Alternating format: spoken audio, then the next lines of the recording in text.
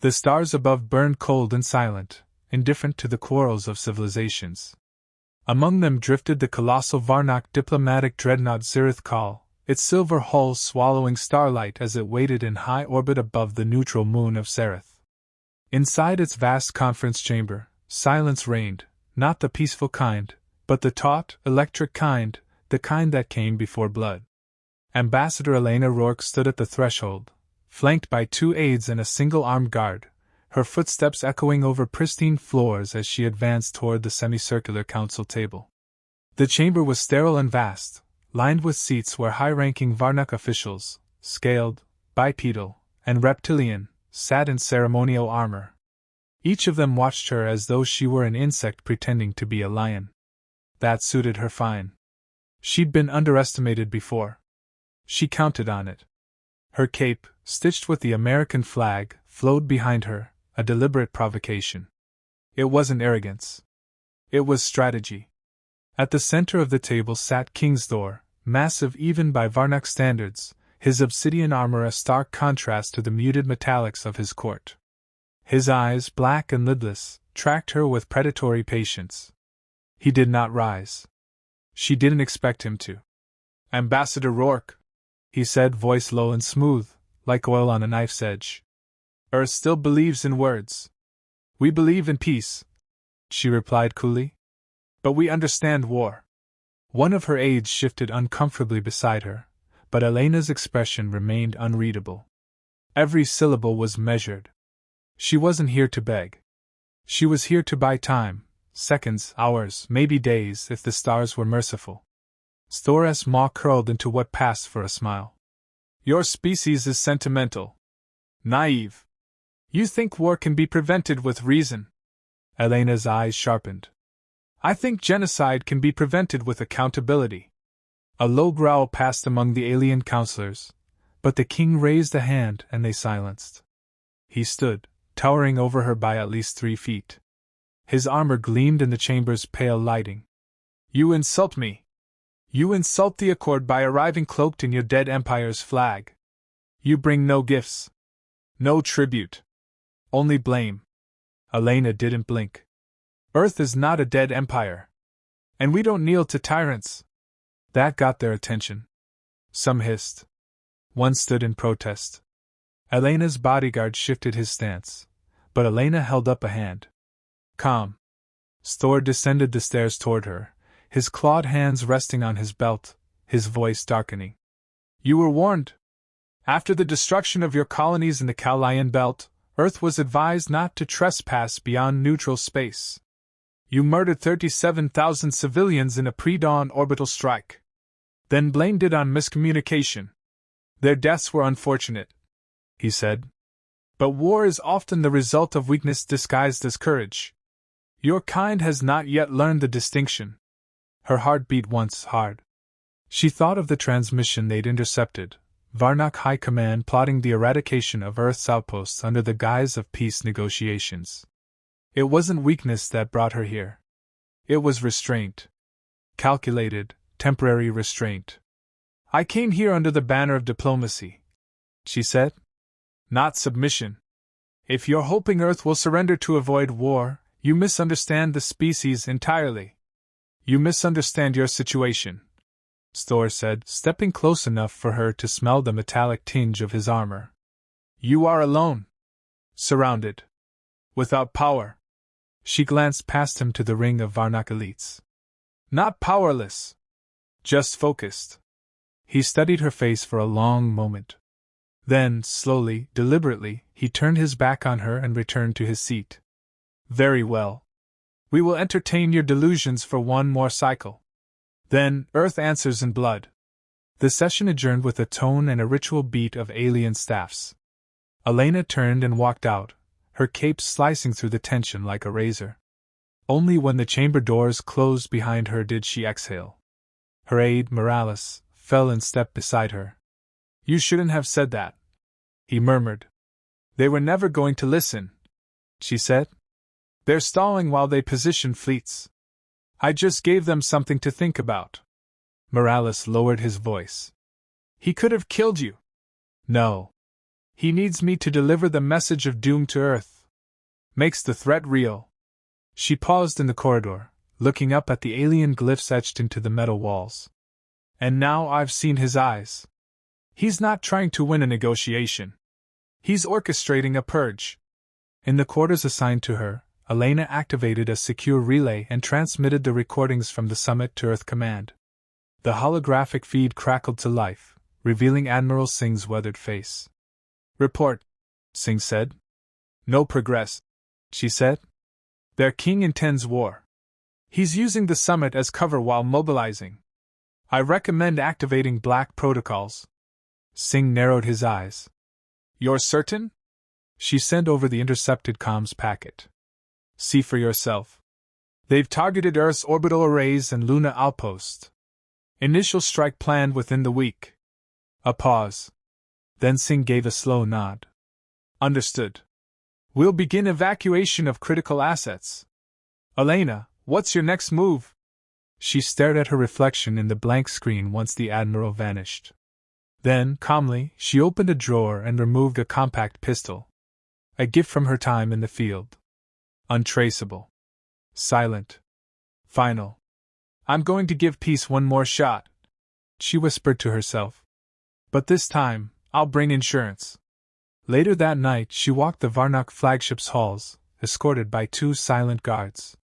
The walls pulsed faintly with energy, powered by some alien bioreactive core. Everything about this place felt alive, hostile, aware, waiting.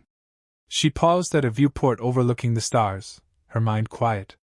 Somewhere, far away, Earth was preparing for the worst. Civilians would panic. Generals would posture. Politicians would scramble for consensus. But there would be no time for that. A voice broke her silence.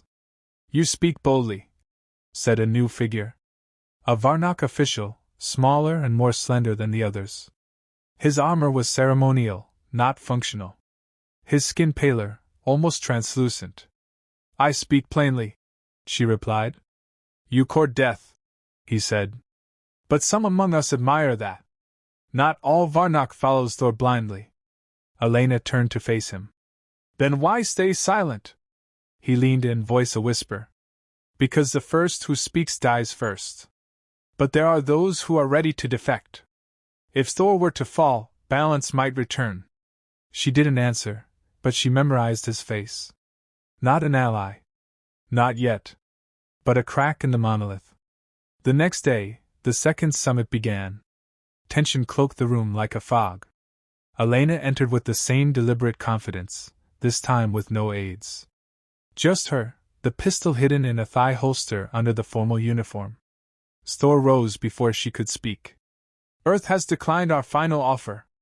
In accordance with Varnak law, your species will be eradicated for its defiance. She stepped forward, unflinching. The final summit convened under the cold gaze of 100 alien dignitaries, every seat occupied by generals, warlords, and high counselors who had come not to discuss peace, but to witness surrender or provoke annihilation. The chamber thrummed with anticipation. Elena Rourke walked in alone.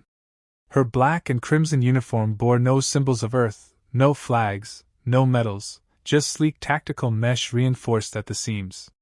A statement. One that said Earth had stopped talking. Her eyes, hard as forged steel, locked directly onto King's Thor as she approached the center of the amphitheater. She moved like a storm in disguise, slow, deliberate, inevitable. Thor stood at the elevated platform, flanked by elite Varnak guards with rifles slung across their chests. His scaled brow furrowed slightly at her attire. He expected ceremony. She brought war. You come unaccompanied, he said, his voice reverberating like thunder rolling over steel plains. Have your people abandoned even the illusion of civility? No, Elena said. We've abandoned illusions entirely. A stir moved through the chamber like a ripple over black glass. Even the alien generals noticed it. This was not the same human who had come begging for compromise. Something fundamental had changed. Thor gestured lazily. You were given your warning. Earth refused peace. Our ships are already in motion. The first human city will fall before your shuttle lands. She didn't flinch. Then you've overplayed your hand. That fleet won't reach orbit.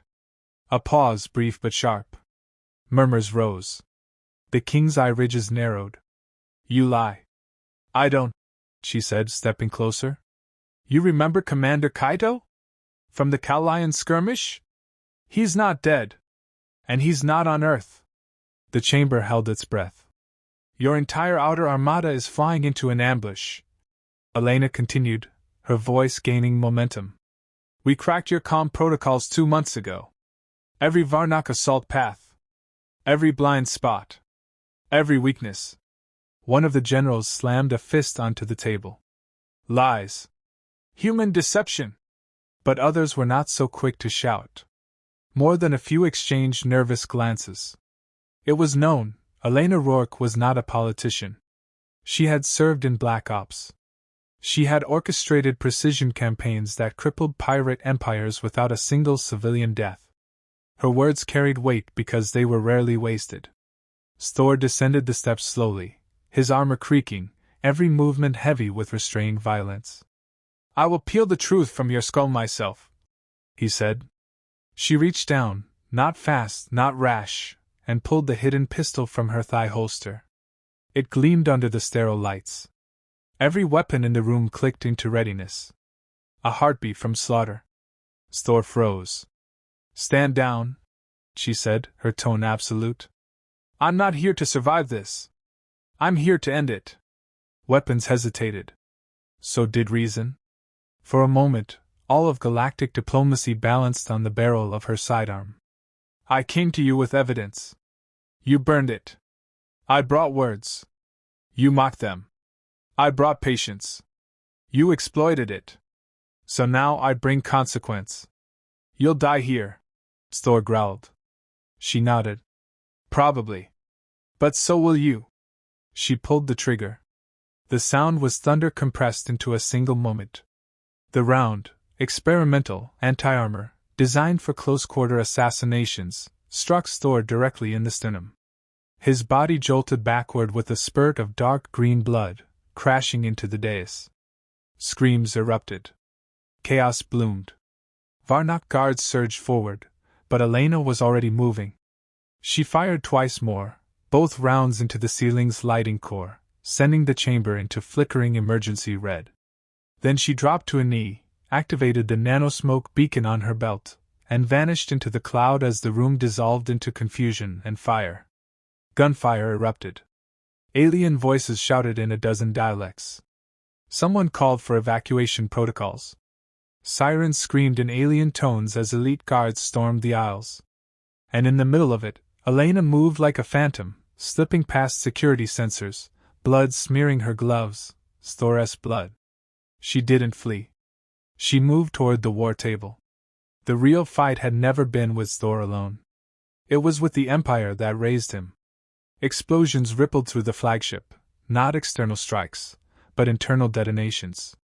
Earth's counter-sabotage teams, hidden on Saratha's moon, had hacked the dreadnought's subdecks just as Elena had predicted. The summit had always been bait. Her voice returned through the chamber's speakers, patched through the hijacked systems. This is Elena Rourke of Earth. Thor is dead. The Varnak path to war has ended with him. Any further aggression will be met with immediate force. Stand down. Choose diplomacy, or share his fate. On the screen above the throne, footage played, Varnak's ships exploding in real time in distant orbit. Ambushes triggered by cloaked Earth fleet divisions. The cost was high. But the price of hesitation had always been extinction. A younger Varnak lieutenant, startled but not afraid, stepped forward at the council's edge. He stared up at the display, then looked toward the fallen king. No one claimed command. No one gave orders. They were watching the future unravel. In a corridor below the main chamber, Elena gritted her teeth and tore a chunk of armor from her shoulder. The impact had cracked a rib. Her breathing was sharp, short. But she kept walking. Blood loss or not, she needed to reach the evac hangar. A figure blocked her path, slender, pale, ceremonial armor. You kept your promise, he said. I didn't make one. You let him fall. I gave him a chance. The Varnak diplomat nodded solemnly. And now? Now you decide what comes next, she said. Your king is dead. Your empire has a choice. Talk to Earth. Or bury more bodies. He studied her for a moment. You would risk everything for peace? I would kill for peace, she replied. And I just did. Sirens began to fade. The Dreadnought's AI reasserted lockdown authority, emergency protocols sealing off bulkheads. Earth fleet transmissions began cycling through the Varnak channels. She handed the alien a new data drive, no threats, no blackmail. Just her terms. Give this to the remaining council. If you still want to fight, I have no patience left. If you want a future, call Earth Command. They'll listen. I won't be part of the next round. He took the drive. She limped past him, disappearing into the corridor's shadows. Back aboard the Earth cruiser Vigilant Hope, orbiting above the neutral moon, Admiral Singh watched the incoming feeds with tight focus. Store corpse. The explosion signatures. The chaos. The quiet afterward. She pulled it off, Morales said, stunned. She changed the equation, Singh replied. The calm crackled to life. This is Counselor Tazek of the Varnak Diplomatic Wing. We request immediate ceasefire and negotiation under joint protocol. A pause. Singh gave the nod.